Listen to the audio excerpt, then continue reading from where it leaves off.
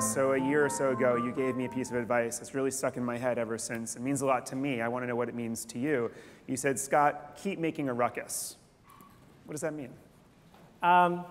You know, I've been thinking a bunch about what it is that I do when I do my best work, and I want to tell two little asides. When my son was 6 years old, he climbed up a 12-foot diving board to jump off, but he got scared at the top, and he didn't jump off, and I wouldn't let him climb down because he climbed back up. So after half an hour, he finally jumped off, and what he did instantly was get back up onto the diving board to do it again. What happened? Why was it that the first time it was something he couldn't possibly do, and then he wanted to do it again, right? And the reason is that there is this moment that we have, this feeling that we get when we're about to do something that might not work. I think that feeling is what it is to be a human, what it is to make art, what it is to make a difference. And some people have never felt that feeling. So part of my job is to provoke people into feeling that possibility. And then sometimes we do it a few times and we get exhausted, or we get scared, or we get safe. And so my note to you was basically saying, you hit a home run. I mean, the people in this room are unbelievable. They're doing really thoughtful work with care, thinking deeply about it. And you've connected this tribe of people online and off. And it's easy to say, OK, I'm done. But I think that we are at our best when we say, no, no, I'm going to dig in and do something else again, something that might not work. Well, to Ruckus. There you go.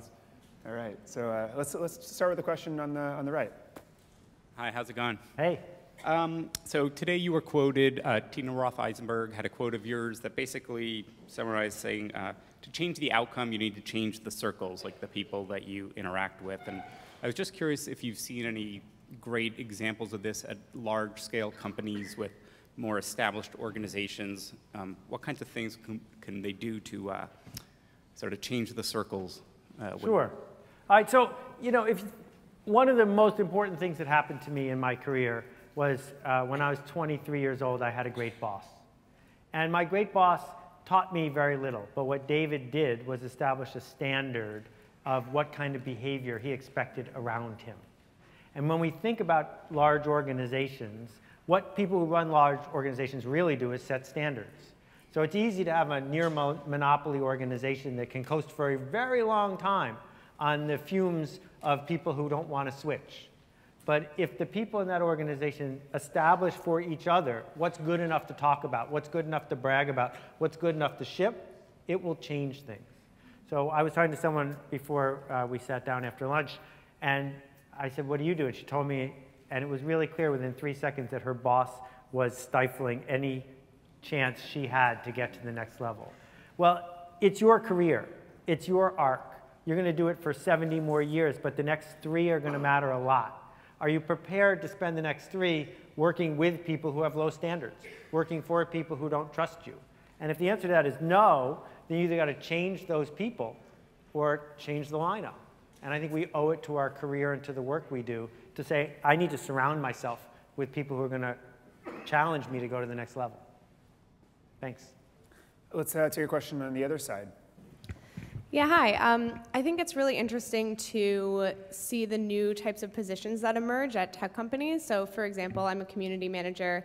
That's a really common job now at tech companies and non-tech companies as well, but it was totally new a couple of years back.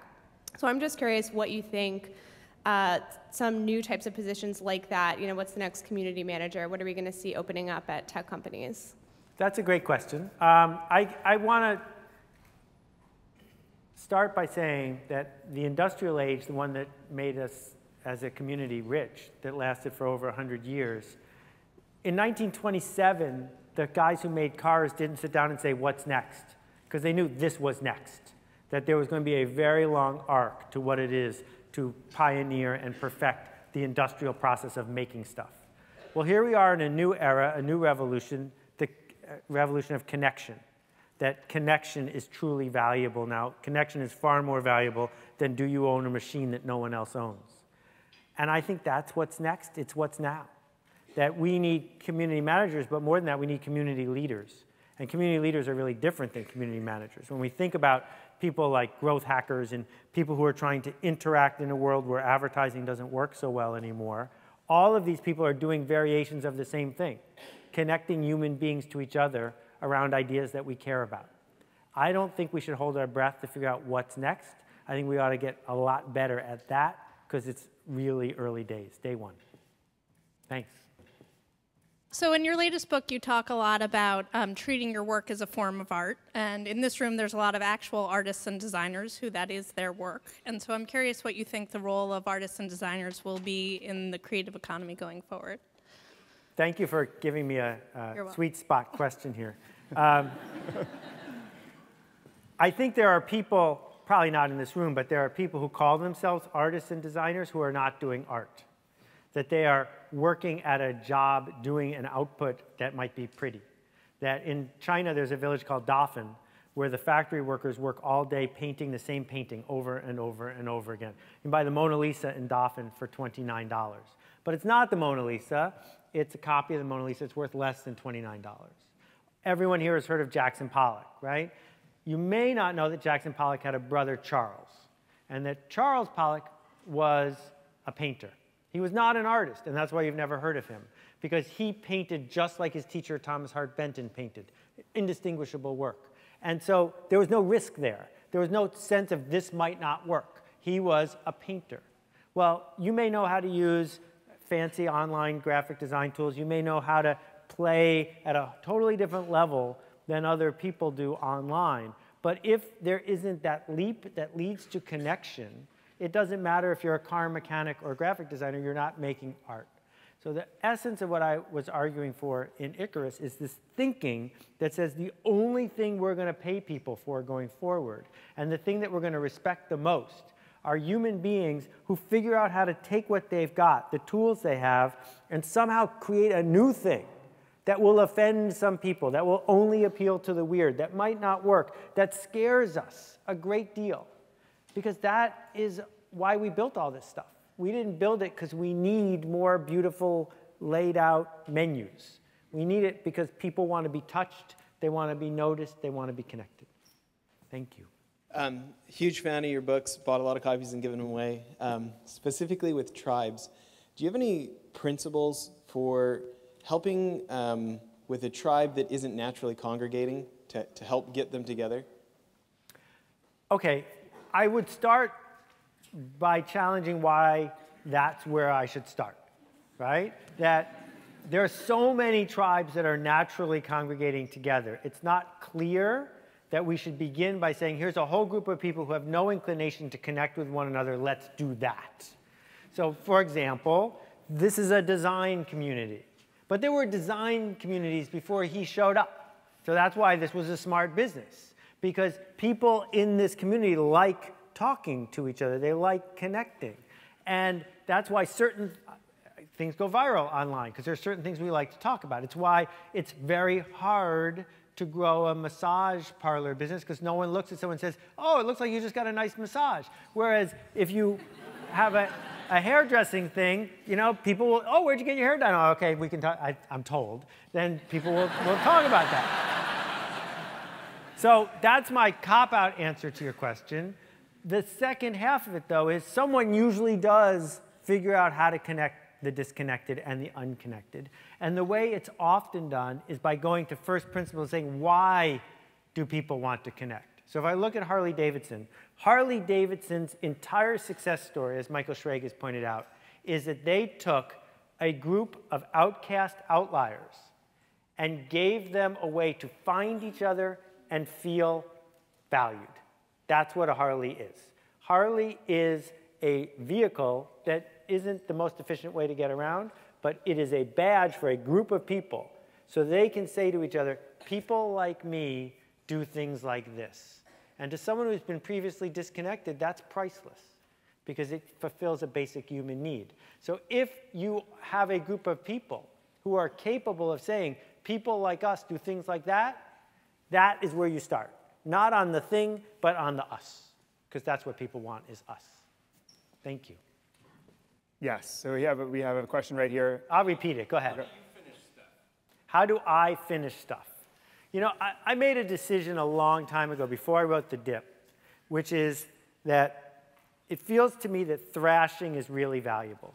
If you feel like you have to be right every time you speak, you're not going to say anything. That's why people get writer's block, because it feels more. No one wakes up in the morning with talker's block. No one wakes up going, but all of a sudden you have to write something down. You don't, because it feels more permanent. School taught you that. And this idea of having to thrash is where a lot of creativity lives. So I'll give you a quick little aside that will help you win at parlor games. The game Pictionary is a charades on paper. So what happens is there's someone drawing, and everyone on your team has to guess the phrase. And it's not, the answer is not house. The answer is something like Titanic or insolvent, right? It's something hard. And most people are terrible at Pictionary.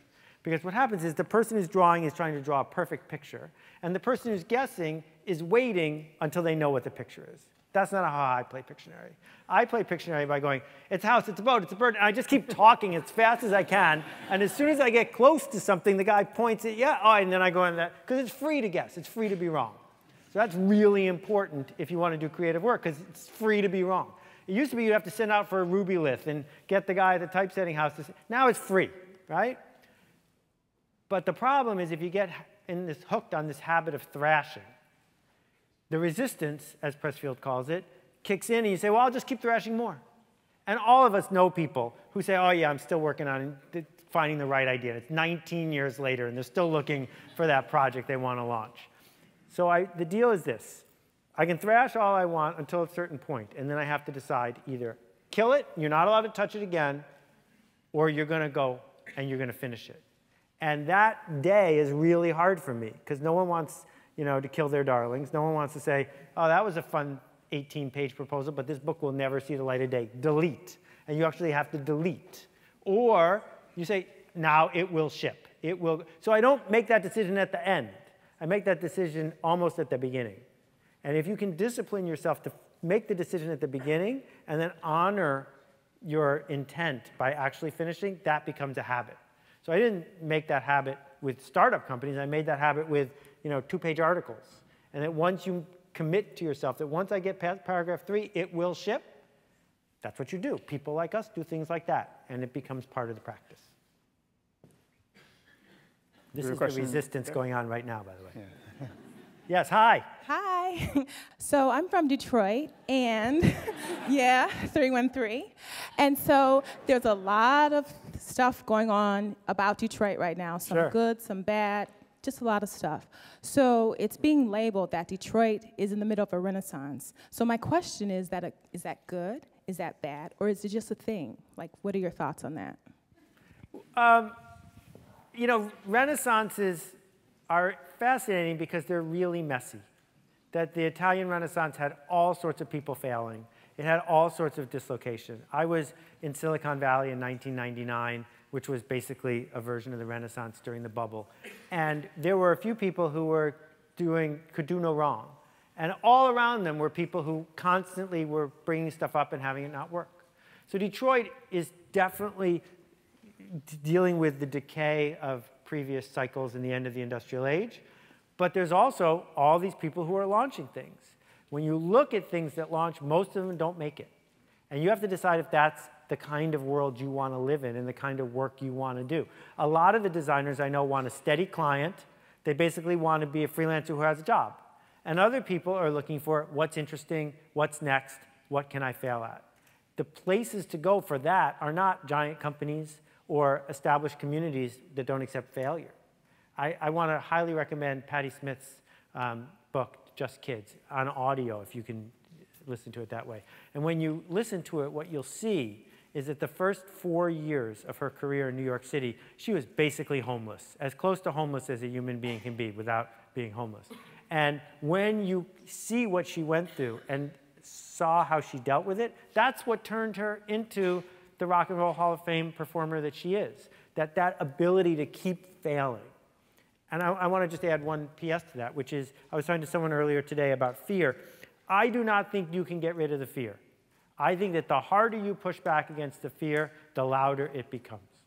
But I think you can dance with it, and that you can welcome it in. And you can say, thanks for coming, because that means I'm on to something.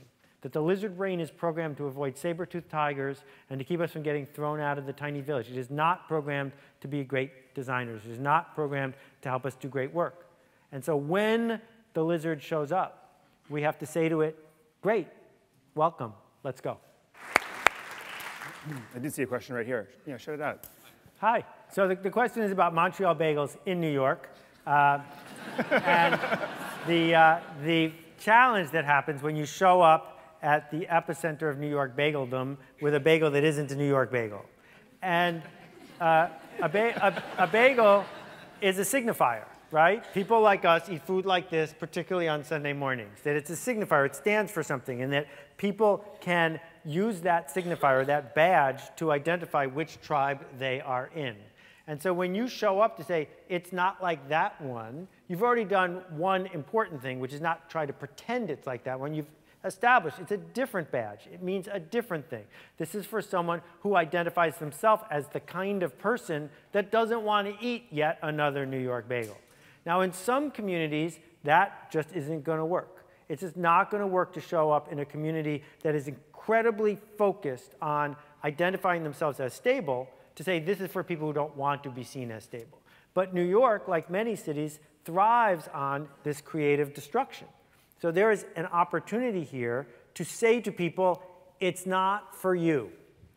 And the global answer here, which is bigger than bagels, is you will not be doing great work in any field unless you can say to people, you're right, it's not for you. Here is a list of places that are. Good luck.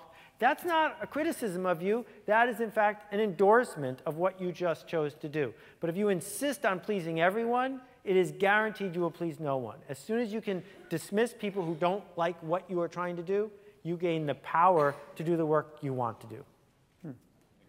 We have a question on... I'm worried about the time, though. On the left, yeah. Please, one hi. last question. Hi, Seth. So you've written 17 books, and I'm sure you spent a lot of time writing. And so how do you deal with cabin fever? Like, you know, being isolated and not interacting with people. What's the advice that you could give to an entrepreneur like myself who spends a lot of time in their apartment that is 400 square feet? It's not an unusual situation to be in. That's why Tina has all those roommates, right? For many of the years that I was building my business, I was at home by myself for 13, 14 hours a day. That was a really bad idea. And just because you can type in, people will type back, doesn't mean you are connected to people. And if you are really in the idea business is not about how many hours, the idea is about how brave and how connected are you. So going for a walk, but more important than that, creating your own circle. Scott was here earlier today. Start your own meetup.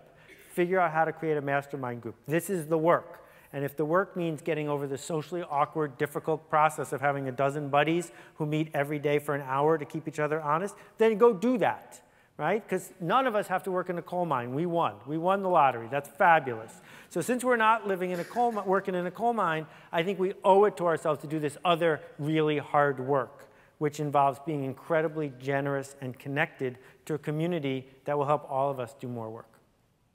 Thanks, dude. Thanks, guys. Go make a ruckus. Thanks again. Seth Godin.